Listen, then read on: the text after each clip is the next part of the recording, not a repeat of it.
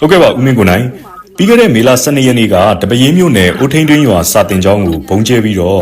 အကြမ်းဖက်စစ်တပ်ကကျောင်းသူကျောင်းသား22ယောက်နဲ့ဆရာမ2ယောက်ကိုရက်ဆက်စွာတပ်ဖြတ်ခဲ့ပါတယ်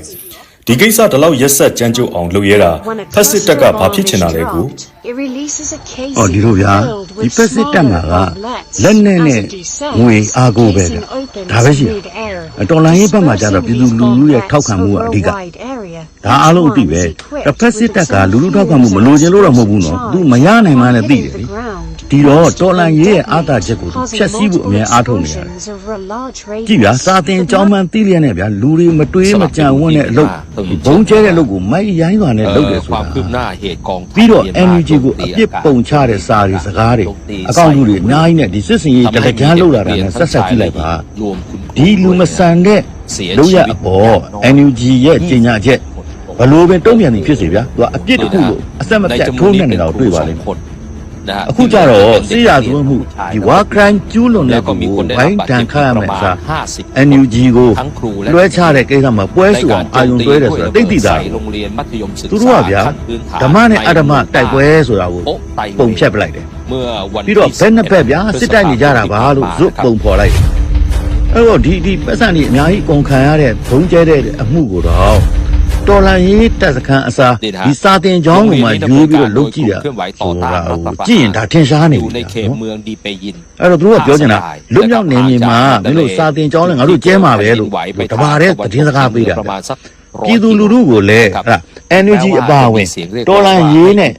မပတ်သက်ရဲအောင်သူချင်းချောက်ပြီးသားလည်းဖြစ်တယ်ပေါ့ဘလို့တွက်တဲ့ပေါ့အဲ့ဒါသူတို့မြတ်တယ်လို့သူတို့အထင်ရှိပြီးတော့ဂျင်းနဲ့နေကြလို့ရပါတယ်ဟုတ်ကဲ့ပါကူဒီလိုမျိုးကလေးတွေကိုတတ်တာရောပြီးတော့ပြောင်းလင်တာရောလုပ်နေတဲ့အတွက်ပြည်သူလူထုကအတော်လေးဒေါသထွက်ပြီးတခုခုတုံ့ပြန်ခြင်းနေကြတယ်ပြည်သူတွေကျွန်တော်တို့တွေဘာလုပ်နိုင်မလဲဘလို့တုံ့ပြန်ကြရင်ကောင်းမလဲကူအဲ့ဒါစက်ကြည့်လိုက်လေဒီဘုံကျဲခံတဲ့ဆရာမတွေနဲ့ဒီစာသင်သားတွေရဲ့ပုံရိပ်တွေကလူတွေကြားထဲမှာရှော့ပြသွားတာသွေးလန့်သွားတယ်တက်ခောက်တယ်စုပွက်သွားတယ်အဲ့ဒီခါကျမှလေဒီဖက်စစ်တပ်ကဟာငါတို့တန်တမန်ရေးလူရာဝင်လုံမှုကိုပါအသက်ရောက်ပြီးထိကြိုက်ပြီးဆိုတာသိသွားတော့ချက်ချင်းပဲနောက်တစ်မျိုးကြောက်အားလက်အားပြောင်းတာဒါသူတို့ကိုသူတို့ပြောချင်တာကသူတို့နာမည်ဖြတ်ချင်လို့တကယ်မဟုတ်ပါဘူးလောက်ကြံဖန်တီးတဲ့ပုံတွေပါဆိုပြီးတော့ထားအောင်ပြောင်းဟာမင်းနေတွေပက်ပြီးတော့လောက်ပါတယ်ဆိုပြီးတော့ဒါပေမဲ့ဒီဘက်ကဒီအပြစ်မဲ့တပ်ဖြန်ရတဲ့သူတွေရဲ့အမီအသက်အတန်းနဲ့တကွ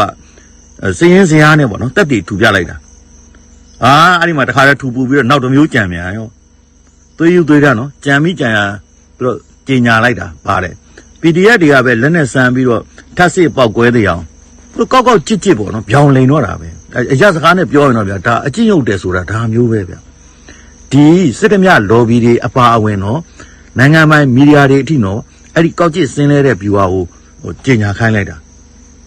သူကဒါပေမဲ့တစ်ဆက်ထဲမှာပေါ့နော်အရက်ဖက်ကိုဘုံကျဲတာကိုလက်တွန့်သွားလားဆိုတော့ဒါတော့ပွက်လို့ရိုက်နေတဲ့ကြားထဲမှာရခိုင်မှာလည်းထက်ကျဲတာပဲ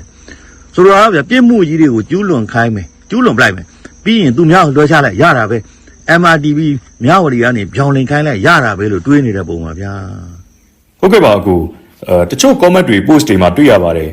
ဒါတွေကတီးပြီးသားပါကွာဘာလို့ကြမလဲသာပြောပြည်ရင်းကဘာလို့နိုင်မှာမို့လဲပြောဆိုသူတွေအတွက်ဘလို့တုံ့ပြန်ကြမှာလဲအကူစစ်တပ်ထုတ်ကုန်တပိတ်မောက်တဲ့အလုပ်ဘယ်လောက်လုံနိုင်လဲကျွန်တော်မလင်ညာနဲ့ပြန်စမ်းစစ်ဖို့လိုပါတယ်ဒါကတော့ဒီတပိတ်အဖွဲ့ဘောင်းဆောင်ကဒီစစ်တပ်ထုတ်ကုန်ပစ္စည်းတွေကိုနာမည်နဲ့တကွစည်ရင်းစရာနဲ့အချင်းချင်းနှိုးတော်ပြီးသားပါကဲကြည့်မယ်ဒီနေ့မြန်မာပြည်ဆိုင်နေပိတ်ကုန်မလားပန်းပန်လှည့်လားဒါအဖြေပါအဲ့တော့ဗျာလုံးစရာရှိတာတွေအကုန်လုံးနေမှာအကုန်လုံးအောင်မှာဒီစာတင်ကြောင်းဘုံကျဲတဲ့အစုလိုက်အပြုံလိုက်လူတတ်မှုမှာကုတိလက်ရောက်ကျူးလွန်သူကဖက်စစ်တပ်ရှင်းတယ်ကြံရပါကဖက်စစ်ရဲ့အဲ့ဒီသွေးစွန်းတဲ့လက်ကိုကင်တွဲမြောက်ပင့်ပေးခဲ့တဲ့နိုင်ငံကြီးငယ်မဟုတ်အာဏာရှင်အစိုးရများဖြစ်တယ်နောက်တစ်ခုဒီအမှုတွေကိုတရားစီရင်ဖို့နော်ဒီစင်းစရာတွေကိုကျွန်တော်တို့ကမ္ဘာအစီကျူးရှိအစီအစီကိုပို့အောင်မှာပဲတန်ယုံတွေရှေ့မှာကန်ရမြောက်အောင်မှာပဲကျူးလွန်တဲ့လူတွေအေးအေးယူနိုင်တဲ့အထိရနီးနဲ့နီးပေါင်းစုံနဲ့ခုနလိုတပိတ်တိုက်ပွဲတွေနဲ့စစ်တပ်ထုတ်ကုန်တပိတ်မောက်တာအပါမယ်ပေါ့နီးပေါင်းစုံနဲ့အားဆိုင်ကြအောင်မှာပဲဟုတ်ကဲ့ပါကူ